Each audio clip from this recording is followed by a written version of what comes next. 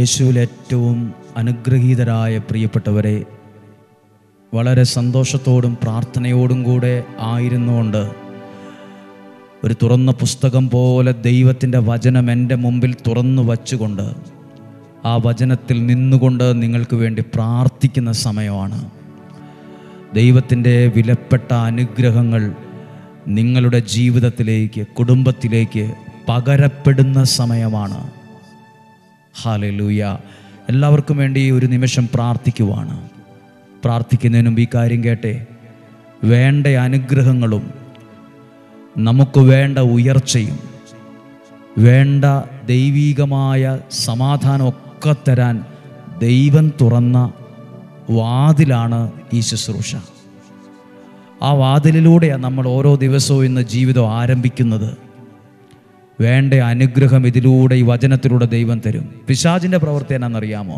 വേണ്ടാത്ത ചിന്തകളും വേണ്ടാത്ത വഴികളും തുറന്ന് നമ്മളെ ഏതെങ്കിലുമൊക്കെ അപകടക്കുഴിയിലേക്ക് പതുക്കെ നമ്മളെ താഴോട്ട് തള്ളിയിടാനാ പിശാച് വഴി തുറക്കുന്നത്. ദൈവം വഴി തുറക്കുന്നത് നിനക്ക് വേണ്ട അനുഗ്രഹങ്ങൾ തരാനാ, നിനക്ക് വേണ്ട നന്മകൾ തരാനാ, നിൻ്റെ ജീവിതത്തെ കൈപിടിച്ച് ഉയർത്താനുള്ള വഴികളാണ് ദൈവം തുറക്കുന്നത്. ഈ വചനം കേൾക്കുമ്പോൾ നിന്നെ ഏതെങ്കിലും ഒരു കുഴിയിലേക്ക് തള്ളിയിടാനുള്ള ഒരു വാതിലല്ല തുറന്നു കിട്ടിയിരിക്കുന്നത്. നിന്നെ ഒരു പടി കൂടെ ഉയർത്താനുള്ള ദൈവികമായ വരത്തിൻ്റെ ശുശ്രൂഷയാണ്. അതിലൂടെ ദൈവത്തിൻ്റെ കരമാ നിന്നെ ചേർത്ത് പിടിക്കുന്നത്. ആ വഴികളാണ് തുറന്നു കിട്ടി. നമ്മളൊന്ന് പറഞ്ഞേ, ഇങ്ങനെ ഒരു ദൈവികമായൊരു വഴി തുറന്നു കിട്ടിയതിനാൽ ഞാൻ അങ്ങേക്ക് നന്ദി പറയും. ഈ വചനമൊക്കെ കേൾക്കാൻ സാധിച്ചതിന് നന്ദി പറയും. ഞങ്ങളുടെ ആരുടെ യോഗ്യതയൊന്നും അല്ല കർത്താവേ.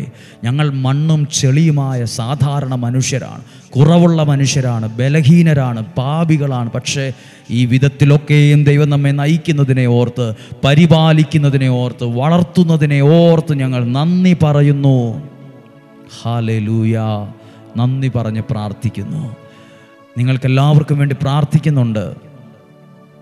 നിങ്ങൾ ആരായിരുന്നാലും, ഞാൻ നിങ്ങളെ കണ്ടിട്ടില്ലെങ്കിലും ദൈവത്തിൻ്റെ കണ്ണുകൾ നിങ്ങളെ കാണുന്നുണ്ട്, വിശ്വസിക്കുന്നു. ഇന്നത്തെ വചനം എന്നാണെന്നറിയാമോ? നമ്മുടെ കുടുംബത്തിനകത്തൊരു അനുഗ്രഹം വരുന്ന ഒരു വചനമാണ്. യെശയ്യാ പ്രവാചകൻ്റെ പുസ്തകം 32-ാം അധ്യായം 18-ാമത്തെ വാക്യമാണ്. യെശയ്യാ പ്രവാചകൻ്റെ പുസ്തകം 32:18. എൻ്റെ ജനം. ആ വാക്കൊക്കെ എഴുതിയിരിക്കുന്ന നോക്ക്. ജനങ്ങളെന്നല്ല, എൻ്റെ എന്നൊരു വാക്കുണ്ട്. ദൈവത്തിൻ്റെ ജനം. ദൈവവചനം കേൾക്കുന്നവരെ, ശ്രദ്ധിക്കുന്നവരെ, നിങ്ങൾ ദൈവത്തിൻ്റെയാണ്. ദൈവത്തിൻ്റെയാണ്. നിങ്ങളുടെ കുഞ്ഞുങ്ങൾ ദൈവത്തിൻ്റെയാണ്. നിങ്ങളുടെ സമ്പത്ത് ദൈവത്തിൻ്റെ, ആരോഗ്യം ദൈവത്തിൻ്റെയാണ്. ഒന്ന് വിശ്വാസത്തോടെ പറഞ്ഞു, ഞാൻ ദൈവത്തിൻ്റെയാണ്. എൻ്റെ കുടുംബം ദൈവത്തിൻ്റെയാണ്. ഈ ശുശ്രൂഷ ദൈവത്തിൻ്റെയാണ്. ഈ ശബ്ദം ദൈവത്തിൻ്റെയാണ്. ഈ വചനം ദൈവത്തിൻ്റെയാണ്. ഞാൻ ദൈവത്തിൻ്റെയാണ്. എൻ്റെ അല്ല ഇത്. ഞാൻ ചെയ്യുന്ന, എൻ്റെ ബുദ്ധി കൊണ്ട് ചെയ്യുന്നൊരു പ്രവൃത്തിയല്ല. ഇത് ദൈവത്തിൻ്റെ ശുശ്രൂഷയാണ്. ഇത് ദൈവത്തിൻ്റെയാണ്. എൻ്റെ ജനം സമാധാനപൂർണമായ വസതിയിൽ പാർക്കും.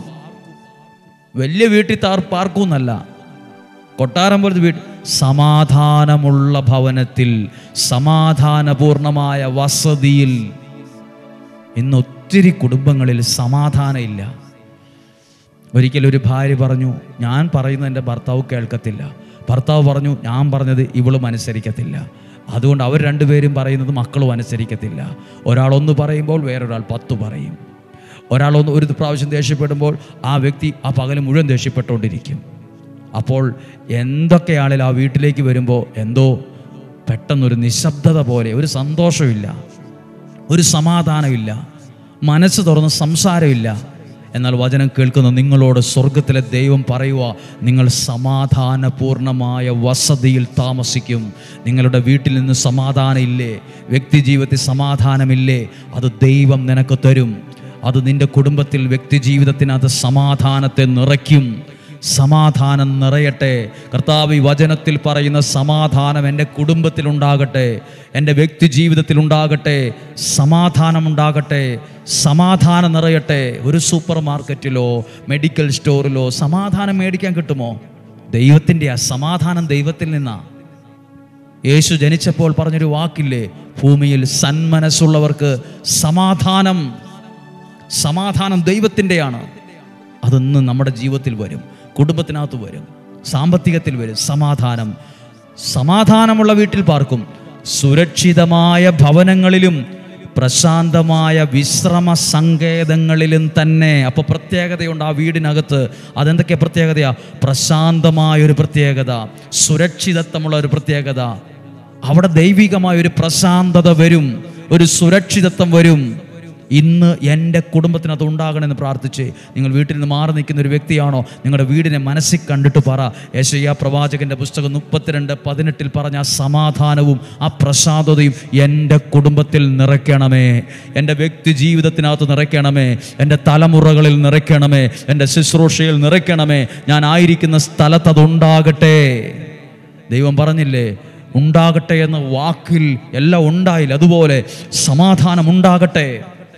ദൈവത്തിൻ്റെ ആ വാക്ക് നമുക്ക് വിശ്വാസത്തോടെ പറഞ്ഞ് പ്രാർത്ഥിക്കാം. എൻ്റെ കുടുംബത്തിൽ സമാധാനം ഉണ്ടാകട്ടെ, എൻ്റെ വ്യക്തി ജീവിതത്തിൽ സമാധാനം ഉണ്ടാകട്ടെ. ഒരാൾ ആ ഹോസ്പിറ്റലിൽ ചെന്നപ്പോൾ അയാൾക്ക് ഭയങ്കര ടെൻഷൻ, അദ്ദേഹത്തിന് പല രോഗപേടികളൊക്കെ. അപ്പോൾ ഡോക്ടർ പറയുവാണ്, നിങ്ങൾക്ക് രോഗങ്ങളൊന്നുമില്ല, നിങ്ങളുടെ മനസ്സ് സമാധാനമില്ല, ടെൻഷനാണ്, അതാണ് പ്രശ്നമെന്ന്. പ്രിയപ്പെട്ടവരെ, നിസ്സാരമായൊരു വാക്കല്ല സന്തോഷമില്ലാത്ത അവസ്ഥ, സമാധാനമില്ലാത്ത അവസ്ഥ എന്നൊക്കെ പറഞ്ഞാൽ. ഒരുപാട് പേര് ഒരിറ്റ് സന്തോഷത്തിന് വേണ്ടി, സമാധാനത്തിന് വേണ്ടി കൊതിക്കുന്നുണ്ട്. ഒരാൾ പറഞ്ഞു, ഒരു ദിവസമെങ്കിലും സമാധാനത്തോടെ ജീവിച്ചിട്ട് മരിക്കണമെന്ന് ആഗ്രഹമെന്ന്. ഒരു ദിവസമേ, എൻ്റെ വിവാഹം കഴിഞ്ഞിട്ട് ഇത്ര വർഷമായി, ഇന്ന് വരെ സമാധാനം അനുഭവിച്ചിട്ടില്ല. എൻ്റെ മക്കൾക്ക് ഇത്രയും പ്രായമായി, എൻ്റെ മക്കളിൽ നിന്ന് എനിക്കൊരു സമാധാനം ഉണ്ടാകുന്നില്ല. സമാധാനം ദൈവമാണ് തരുന്നത്. ഇന്ന് ദിവസം വെള്ളിയാഴ്ചയാണ്, ഈ ആലയത്തിൽ ശുശ്രൂഷ നടക്കുന്നൊരു ദിവസമാണ്. ഇന്ന് അനേക ആളുകൾ പങ്കെടുക്കും. ഇന്നലകളിൽ നൂറുകണക്കിന് ആളുകൾ ഇവിടെ പങ്കെടുക്കുന്നുണ്ടായിരുന്നു. പ്രത്യേകിച്ച് വിശുദ്ധ യൂദാശ്രീയുടെ മാധ്യസ്ഥതയിലൊക്കെ നിയോഗം വെച്ച് പ്രാർത്ഥിച്ചുകൊണ്ടായിരിക്കുന്നത്. ഓരോ വെള്ളിയാഴ്ച ഇവിടെ നിയോഗ പ്രാർത്ഥന ധ്യാനമാണ് നടക്കുന്നത്, വ്യാഴം വെള്ളി ദിവസങ്ങൾ. അതൊരു നിയോഗത്തിലാണ്. ചുമ്മാ നമ്മളൊക്കെ എന്തെങ്കിലും ഒരു കടലാസ് എഴുതി നേർച്ചപ്പെട്ടിയിലേക്ക് 10 രൂപ ഇടുന്ന പോലെ ഒരു കടലാസ് ചുരുട്ടി ഒരു പെട്ടിക്കകത്തിടുവല്ല, ചുമ്മാ ഒരു പെട്ടിക്കകത്തിടുവല്ല.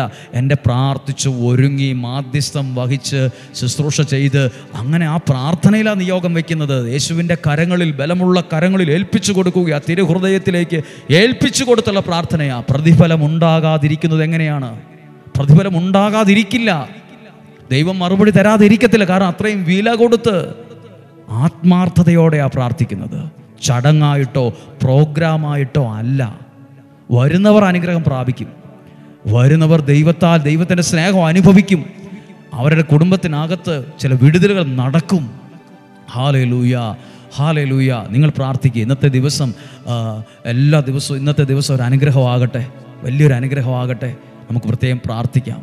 പ്രത്യേകിച്ച് നമ്മൾ തുടർന്ന് പ്രാർത്ഥിക്കുമ്പോൾ ഓരോ ദിവസവും അനുഗ്രഹമാണ്. നിങ്ങളുടെ പ്രാർത്ഥന ഞങ്ങൾക്ക് ഒത്തിരി സന്തോഷമാണ്.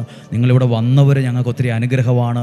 നിങ്ങളുടെ ഓരോരുത്തരുടെയും സ്നേഹവും പ്രാർത്ഥനയും ഒക്കെയാണ് ഈ ആലയത്തെ അനുഗ്രഹത്തിൽ കൊണ്ടുപോകാൻ സാധിക്കുന്നത്.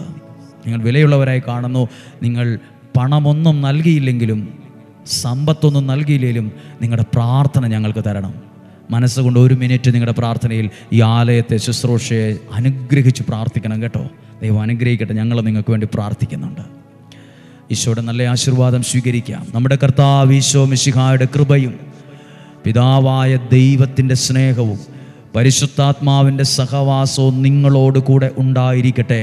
നിങ്ങളുടെ ഭവനത്തിനകത്ത് വെളിപ്പെടട്ടെ, നിങ്ങളുടെ വ്യക്തി ജീവിതത്തിനകത്ത് വെളിപ്പെടട്ടെ. രോഗങ്ങളിൽ നിന്നും, അപകടത്തിൽ നിന്നും, ദുർമരണത്തിൽ നിന്നും, മൂപ്പെത്താത്ത മരണത്തിൽ നിന്നും, ചതിയിൽ നിന്നും, വഞ്ചനയിൽ നിന്നും സ്വർഗത്തിലെ ദൈവം നമ്മെ സൂക്ഷിക്കട്ടെ, എന്നെയും നിങ്ങളെ സൂക്ഷിക്കട്ടെ. സകലവിധ അസൂയയിൽ നിന്നും, വെറുപ്പിൽ നിന്നും, വിദ്വേഷത്തിൽ നിന്നും, പകയിൽ നിന്നും ദൈവമേ ഞങ്ങളെ സുരക്ഷിതമായി പരിപാലിക്കണമേ.